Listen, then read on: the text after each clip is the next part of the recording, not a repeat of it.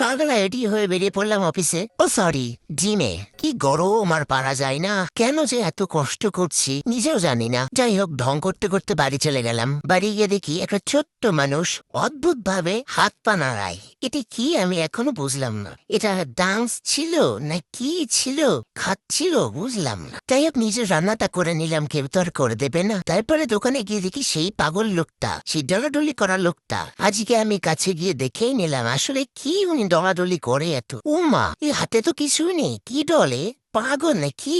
যাই হোক, একটু ঢং টং করে জিমে চলে গেলাম। আর জিমে একটা অদ্ভুত জিনিস আমি লক্ষ্য করলাম। আমি ক্যামেরাটা অন করতেই দেখি মানুষজন থাকে না আমার আশেপাশে, সব ছুটে কোথায় চলে যায় কি জানি, কেন এমন করে। যাই হোক, লেগের প্রথম ভেরিয়েশন কমপ্লিট করলাম। তারপরে ভেরিয়েশন ছিল লেগ এক্সটেনশন, এটাও কমপ্লিট করলাম। তারপরে একটা 100 কেজির ডাম্বেল নিয়ে, সরি 12 কেজির ডাম্বেল নিয়ে ট্রাইসেপ ওভারহেড মেনে নিলাম। তারপর জিম থেকে বাড়ি গিয়ে একটু খাবার খেয়ে নিলাম। আর কি টেস্টি ছিল আজকের খাবারটা, মিথ্যে বলবো না। যাই হোক, আজকের মতো এখানেই শেষ।